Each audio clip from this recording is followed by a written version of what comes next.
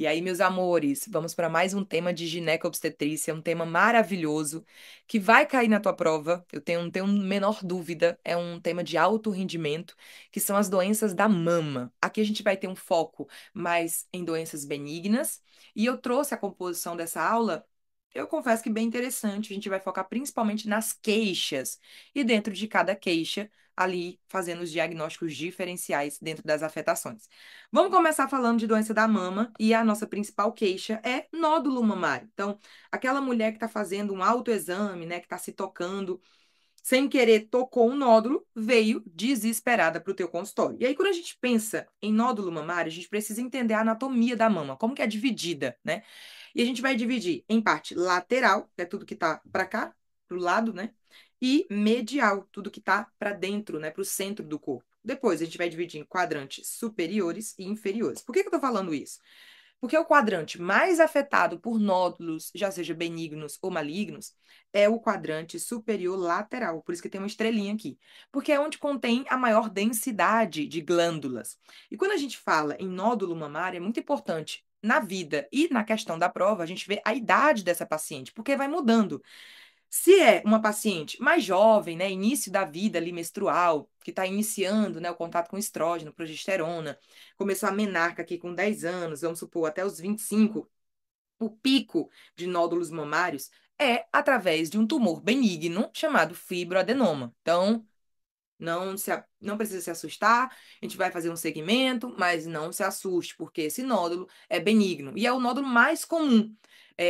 Eu diria que 6 de 10 mulheres apresentam em algum momento da sua vida um nódulo fibroadenoma, né? Que é a proliferação de células epiteliais e fibrosas do próprio seio, da própria mama, né? Então, faz segmento, geralmente já é autolimitado. Agora, se é uma mulher de vida média ali, né, entre os 30, 35, 40 anos, a gente já vai suspeitar de um cisto, que é um acúmulo de líquido, também benigno, faz uma imagem, uma ultrassonografia só para descartar que não seja nada maligno, mas é segmento, conduto expectante, certo? Agora, naquelas mulheres da década de 40, 50, né, tem 40, 50, 70 anos, olha aqui a curva, olha só, vai aumentando com a idade, né? Então, esse daqui é um nódulo já associado a características de malignidade. Você já precisa suspeitar que pode ser um câncer de mama.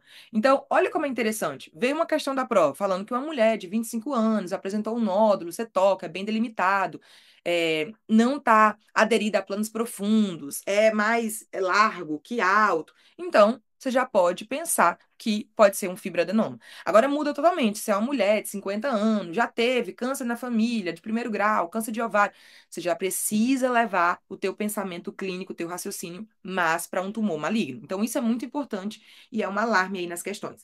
Seguindo aqui o nosso nódulo mamário, a gente entra dentro do mapa mental que eu fiz aqui para vocês com todo carinho, de doenças, né, da mama relacionada com nódulo.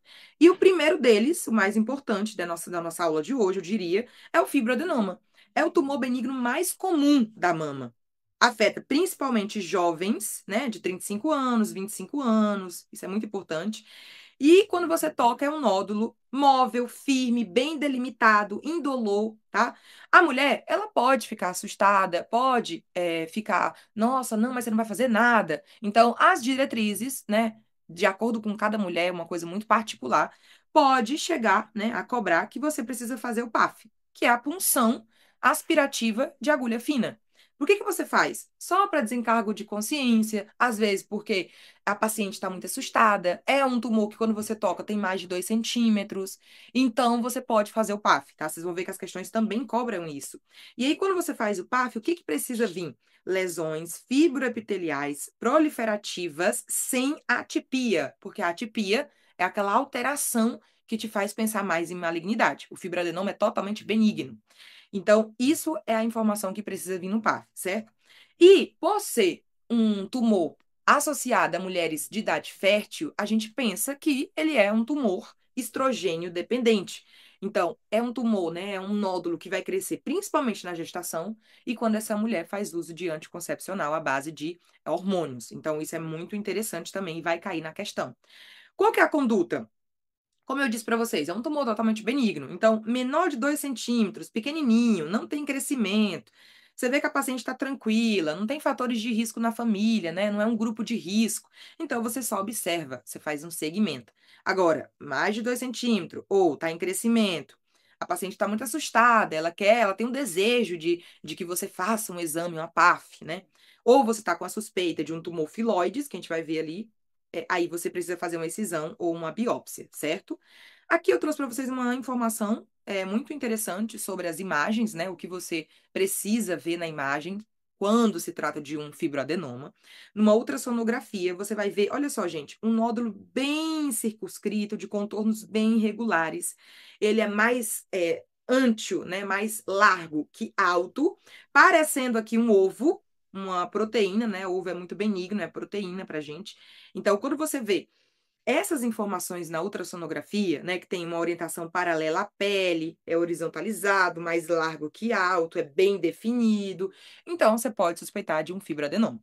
Na mamografia, cuidado para não se assustar, é um nódulo bem circunscrito, discretamente irregular na mamografia, ó, nota que tem algum, é discretamente irregular. E pode aparecer essas calcificações, várias calcificações na mamografia, que é uma radiografia. A gente chama que é calcificações em pipoca. E isso não é maligno, isso é benigno e é o fibroadenoma dentro de uma radiografia, certo? Isso aqui pode cair nas provas. Vamos para o segundo, que é o tumor filoides. Olha só essa foto, gente. Isso já assusta, porque é muito grande. Então, a principal característica que tem que vir no caso clínico é que é um tumor que cresce muito, ele cresce rapidamente, abruptamente. Graças a Deus, é um tumor muito raro, afeta cerca de 1% das mulheres. É um tumor que a base dele é fibroepitelial, então tem tecido fibrótico e epitelial, porém ele tem um crescimento muito rápido. Ele pode ser benigno, borderline, que é o intermediário, ou maligno. Então você precisa fazer a biópsia, você precisa retirar, certo? Porque você nunca sabe. E aí a clínica é um nódulo grande, móvel, indolor, não tem dor, fibroelástico, porém com um crescimento muito rápido. A conduta aqui é uma esterese, né? Retirar esse tumor com margem de segurança maior de 1 centímetro. Então, aqui é interessante você sempre pensar na conduta como eu não tiro só o tumor, eu tiro o tumor e um pouquinho do tecido que está redondando ele, né? Que está abraçando ele. E nos casos de recidiva, é geralmente por falta, né, dessa margem de segurança. Você tirou só o tumor, esqueceu de tirar o tecido, esse tecido vai voltar a proliferar, já que é uma proliferação muito rápida, volta a se tornar um tumor. E não é necessário fazer esvaziamento axilar, porque ele geralmente não drena para a linfa, né? Ele faz uma drenagem mais para o sangue, então você não precisa colocar na conduta o esvaziamento axilar. Vamos para o terceiro? O cisto. O cisto, como eu falei para vocês, é uma formação, né, redonda, cheia de líquido. É líquido acumulado. E geralmente é numa unidade lobular na parte mais terminal. Pensa que o seio, né, tem esse tronco aqui, ó, que é o ducto, e tem as folhinhas, que seria os lóbulos. Então, eu gosto sempre de pensar na glândula mamária como se fosse uma árvore. Aqui a gente tem a parte do ducto e aqui a gente tem os lóbulos. Nesse último lóbulo aqui, ó, geralmente tem uma obstrução e aqui enche de líquido. Isso aqui é um cisto. Isso é um cisto. É algo benigno. E o que que acontece? Geralmente afeta mulheres de mediana idade, certo? Então não tem muita relação ali com o estrogênio, mas afeta mulheres de 35, 40, 45. É um nódulo bem amolecido, porque tem tecido, tem conteúdo líquido, bem delimitado, móvel e pode ser, às vezes, doloroso, tá? É a diferença dos outros dois que são indolores. Esse é bem doloroso. Ele é benigno e quando você faz a mamografia, ele é considerado o BIHARTS 2. Então, ele é totalmente benigno, tem uma afetação, tem algo que não é normal, porém é benigno. E essa mulher segue fazendo o rastreamento normal, habitualmente, a cada 2 anos. Qual que é a conduta? A conduta é segmento. Agora, se esse cisto ele é maior que 2 centímetros, a gente vai fazer um PAF, que é a punção de agulha fina, só para ver se tem atipia, se tem proliferação suspeita de malignidade, e para a mulher também ficar bem tranquila, certo? Então, cisto é um acúmulo de água totalmente benigno, pode ser doloroso com relação aos outros, né? Aqui eu trouxe para vocês também como que é visto esse cisto na mamografia. Então, por exemplo, quando você pega lá na questão da prova, pode vir essa imagem. E nessa imagem a gente vê que tem um nódulo bem circunscrito, ó, bem arredondado, delimitado, porque tem líquido, né? Então o líquido faz essa pressão na superfície. E isso aqui, gente, sugere um cisto. Sugere, mas a gente não pode confirmar. Por isso que na mamografia, quando a gente tem suspeita de um cisto, a gente precisa solicitar uma ultrassonografia, porque ela vai ser mais específica. E o que que a gente vê na ultrassonografia? Marquem aí, num post-it ou num resumozinho, essas características, porque é isso aqui que vai cair na prova. Olha como é visto um cisto normal, simples, na ultrassonografia. Uma imagem bem grande, tá? Olha só, bem redonda, circunscrita, com esse fundo bem anecoico, que é o que significa preto, né? Na ultrassonografia, preto é anecoico. As margens bem delimitadas, bem definidas, e a gente vai ter esse reforço acústico posterior. Essa partezinha aqui fazendo um reforço, que é mais branca, né? É o que te dá a certeza, a segurança que é um cisto simples. Então, imagem bem delimitada, anecoica, preta, com esse reforço acústico posterior, essa área branca abaixo do cisto, isso aqui é um cisto simples na ultrassonografia. Benigno, faz controle normalmente. Agora, a gente pode também, na ultrassonografia, ver uma imagem que é anecoica, ou seja, tem preto, mas não tem os bordes bem definidos e dentro dessa mesma imagem, a gente tem outra partezinha cinza, que é o que a gente chama de hiporecóico. Então, é um componente sólido no interior dele e tem uma cor diferente. Não é branco, como um reforço posterior, e também não é preto, anecoico. É cinza. Então, isso aqui te traz uma suspeita de malignidade. Essa imagem desse jeito é considerado um BIHARTS 4. Isso aqui a gente vai ver na nossa aula de câncer de mama, dentro da parte de rastreamento. A gente vai interpretar os BIHARTS. Então, essa característica desse cisto faz ele ser considerado maligno ou suspeita forte de malignidade. E é por isso que a gente chama ele de cisto complexo. Você precisa fazer a biópsia e retirar esse cisto. Manda para o anatopatológico e depois vai vir um resultado, né, o laudo definitivo se realmente é um câncer. E aí, se for um câncer, isso aqui passaria a BIHART 6, certo? Então, tomem cuidado com isso aí.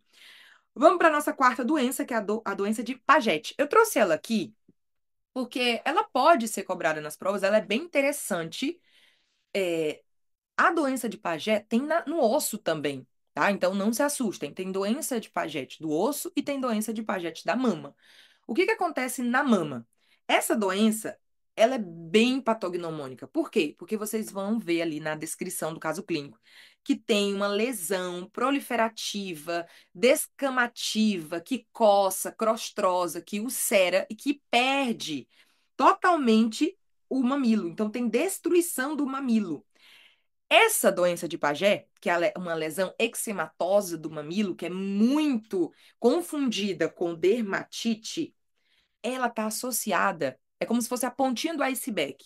Ela está associada, na maioria das vezes, a um câncer. Então, você só consegue ver a raiz do câncer, e essa raiz é a doença de Paget. Então, toda vez que você vê uma mama com ulcerações, descamações, coça, você precisa fazer biópsia dessa lesão, que é a doença de Paget, porque na maioria das vezes ela está associada a um carcinoma ductal in situ, ou, no pior dos casos, ao carcinoma ductal invasivo. Então, essa doença, ela é só a raiz, a pontinha do iceberg de um câncer que está acontecendo debaixo do mamilo, tá? Então, essas aqui, ó, são as palavras-chave que eu citei para vocês e que vocês vão ter que ligar um alarme quando verem elas na questão da prova, tá? Uma coisa interessante, a questão pode confundir, assim, um pouquinho. Ela vai dizer que é uma mulher que veio na consulta, o médico diagnosticou uma dermatite, mandou corticoide tópico para casa, né? Porque se fosse uma dermatite ia melhorar. E a paciente volta com queixa de que não melhorou. Aí, meu filho, você precisa bater o martelo que isso aí é doença de Paget. Precisa rapidamente fazer uma biópsia, mandar para o anatopatológico, porque você tem que investigar qual tumor que está relacionado com essa descamação, certo? Então, doença de Paget é uma doença linda para cair na tua prova. Bom, saímos do nódulo mamário e agora a gente vai para mastalgia. O que que é isso? Dor na mama. Opa, a mulher veio para o teu consultório ou na questão da prova, né? Começou com motivo de consulta, dor na mama. Primeira coisa que você precisa questionar: essa dor na mama, ela é cíclica? Ela está relacionada com o teu ciclo menstrual? Acontece ali sempre nos últimos dias do mês? E depois da menstruação ela melhora? Ah, sim, doutor. Ela vem uma vez por mês, é uma dor que é contínua, mas eu sinto que melhora depois da menstruação. Pronto, é uma mastalgia cíclica. E essa doença, ela tem um nome bonito, chique, que é a doença fibrocística benigna das mamas. É totalmente benigno, é estrogênio e progesterona dependente, está relacionada ao ciclo menstrual. Geralmente a mulher fala que é um nódulo ou que é só dor e que se manifesta principalmente no final do ciclo menstrual, quando tem um pico ali da progesterona sendo formada. Mas após a menstruação, melhora. E, na maioria das vezes, vai ser bilateral. A conduta é você explicar isso tudo que eu estou explicando para vocês para a paciente, tranquilizar ela e dar um AINES, né, um anti-inflamatório, um analgésico para essa dor, mas explicar para ela que é totalmente normal. Agora, se essa dor na mama não vem relacionada com o ciclo menstrual, é constante, ou é intermitente, ou vem e volta, ou é um pouquinho aqui, depois de uma semana vem de novo, aí a gente já fala que é uma mastalgia acíclica. Geralmente vem só em um peito, uma mama, é uma dor unilateral, pode ser constante, intermitente, e pode ser uma dor na mama ou uma dor extramamária, geralmente no tórax ou aqui na parte dorsal. E aí o que que a gente precisa pensar? Pode ser um trauma, já caiu uma questão no Revalida, que a paciente vinha com uma dor sempre constante após um acidente de carro, que, consequentemente, o iceberg aqui, ó, ele ligou e aí bateu na mama. Então, teve uma destruição dos tecidos adiposos ali da mama e isso gerou um nódulo que dói. Então, se o caso clínico vinha associado mastalgia acíclica depois de um trauma, a causa é um trauma. Agora, pode ser que uma mulher do nada entrou no CrossFit, está lá se acabando de fazer exercício físico e desde que ela entrou no CrossFit, ela tem uma dor na mama. Então, sempre o caso clínico vai te trazer um motivo. E aí você tem que se questionar: é por um trauma? É por um esforço muscular? É por medicamentos? Ou será se é por um câncer? E aí você tem que investigar se no caso clínico não vai trazer, por exemplo, saída de líquido pela mama, né? Uma descarga papilar, sanguinolenta, perda de peso, astenia. Então, isso é uma dor na mama relacionada a um câncer. A conduta é tratar a causa específica. Isso vai depender do caso clínico, tá? Então, a gente já viu nódulo mamário, a gente já viu mastalgia e agora a gente vai para o terceiro bloco, que é o bloco das descarga papilar. Sempre que a gente vê uma questão que tem assim, uma mulher, ai, não, eu vim porque teve uma descarga papilar, tá saindo líquido. Como é esse líquido? Só por ter descarga papilar é igual a câncer? Não, a gente vai ver isso agora. Então, o simples fato de sair líquido pela mama, a gente chama que é uma estasia ductal. É uma descarga benigna, bilateral e multiductal por acúmulo de líquido nos ductos. Então, esses ductos, eles vão drenando o líquido, é normal. Se chega a acumular demais ou a sofrer uma obstrução, por algum lugar esse líquido vai ter que sair. É normal, é benigno, tá? Geralmente é bilateral. A clínica, esse líquido pode ser amarelado, pode ser esverdeado, pode ser espontâneo ou não. E a conduta é você fazer um segmento, obviamente, depois de descartar características de malignidade, certo? Outra causa de descarga papilar super comum é a lactorreia. Essa galactorreia é uma descarga fisiológica do mamilo, principalmente em mulheres ali que estão amamentando. A clínica é uma secreção bilateral brânquea. A clínica é uma secreção bilateral branca. Tá saindo leite dos mamilos. Agora, uma observação importante: essa galactorreia pode ser patológica. Em alguns casos. O caso principal aqui é a hiperprolactinemia. Pode estar relacionada à principal causa, que é o uso de medicamentos que aumentam, né, o estímulo da prolactina. E aí, o principal aqui, ó, são os remédios supressores de dopamina.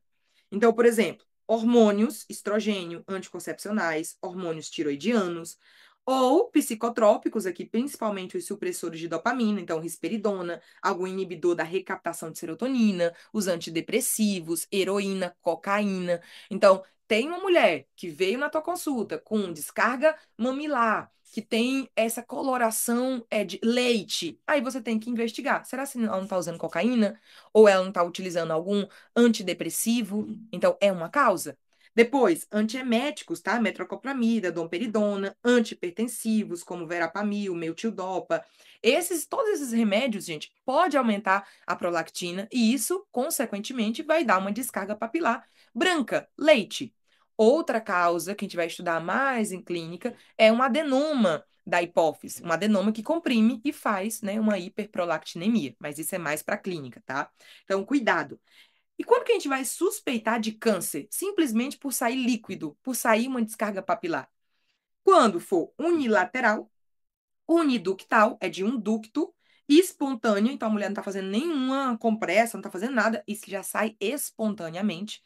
Geralmente, a mulher vai falar que é uma água serosa, tipo uma água de rocha, ou sanguinolenta. Então, liga o alarme para essas duas características. Aí, o que que acontece? Toda água sanguinolenta, água de rocha, é igual a câncer? Não. A gente precisa suspeitar de câncer. Porém, apenas 10% vai ser por um câncer. E o principal é o carcinoma ductal in situ. 90% vai ser de um papiloma, uma papila que aumentou, cresceu, intraductal. Isso aqui é uma lesão totalmente benigna, mas eu não sei. Eu preciso investigar. Por isso que a conduta vai ser investigar e fazer uma ressecção com análise anatopatológica, certo? Então, suspeita de câncer não é igual a câncer, porém, suspeita é igual a investigação, certo? Agora partimos para o último bloco, que é virou mamãe. Por que coloquei virou mãe? Porque são afetações em mamas de mulheres puérperas. Acabou de ter o bebê, começou a produção excessiva de leite, e aí começa essa saga, né, de doenças relacionadas à mama da mulher puérpera. Eu coloquei engurgitamento mamário, que, se não tratado, complica para mastite puerperal, que, se não tratada, complica para um abscesso mamário. Então, essa sequência é a sequência de complicações. Tudo começa com o engurgitamento mamário, que é o acúmulo de leite nessa mama por uma produção excessiva ou por falta de esvaziamento. Porque o nenê não está conseguindo fazer a pega adequada, ou porque as mamadas são infrequentes, a mãe dá o peito a cada 12 horas, sendo que na verdade deveria ser a cada 2, ou dependendo da demanda. Então está acumulando muito leite. Esse leite começa a fazer com que essa mama fique dura, tensa, aumenta o volume.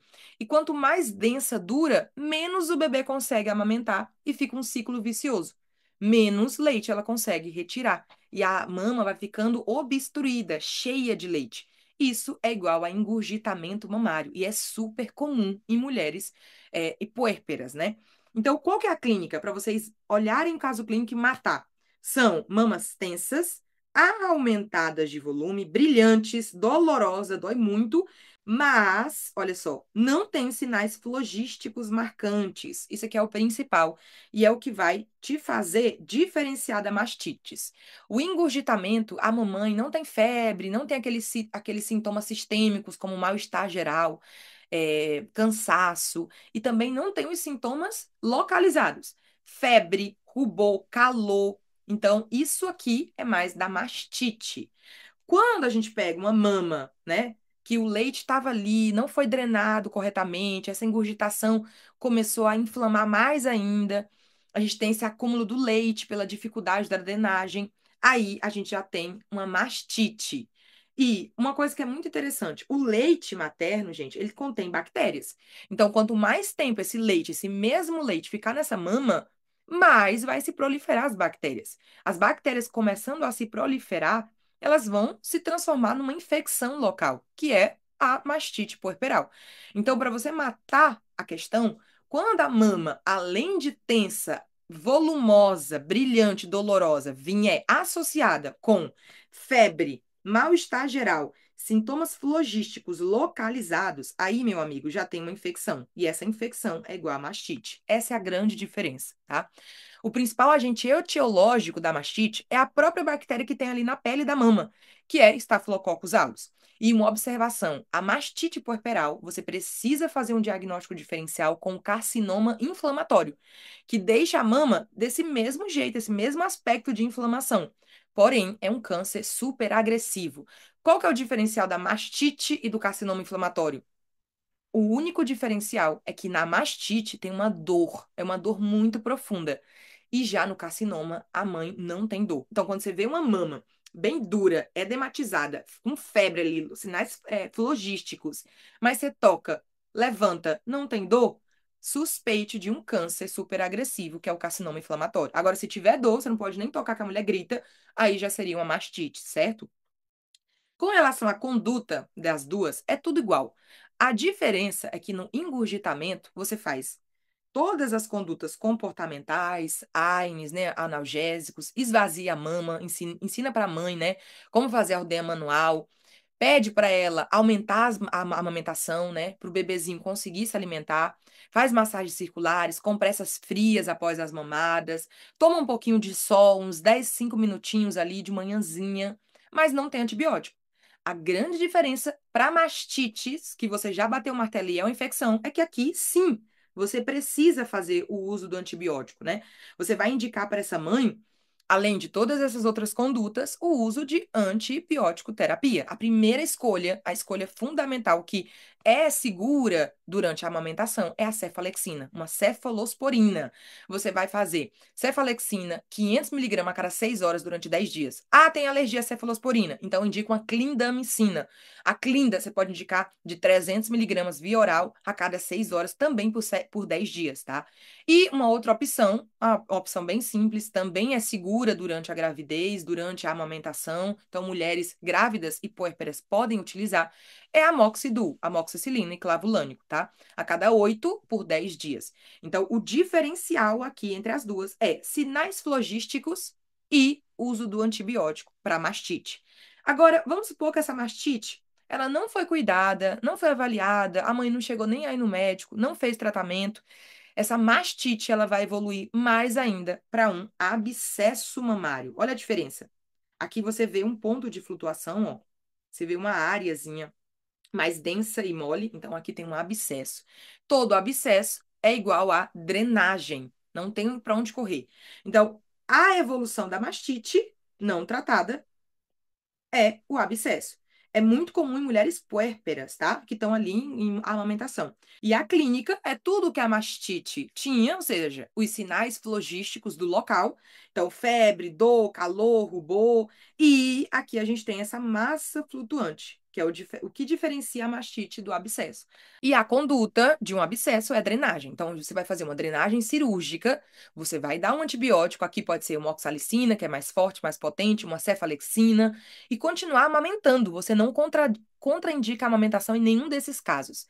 Se possível, né, você vai contraindicar apenas se tiver a saída de pus ali na região da mama. E aí você vai indicar a amamentação na mama contralateral, mas não é uma contraindicação absoluta, como seria o caso de um HIV, certo? Então, você só contraindica a amamentação no caso do abscesso se tiver saída de pus e você contraindica naquela mama, mas na outra mama que está normal, você segue indicando, certo? Profil câncer de mama. Bom, esse é o tema da nossa próxima aula. Beijinhos e sigam aqui comigo.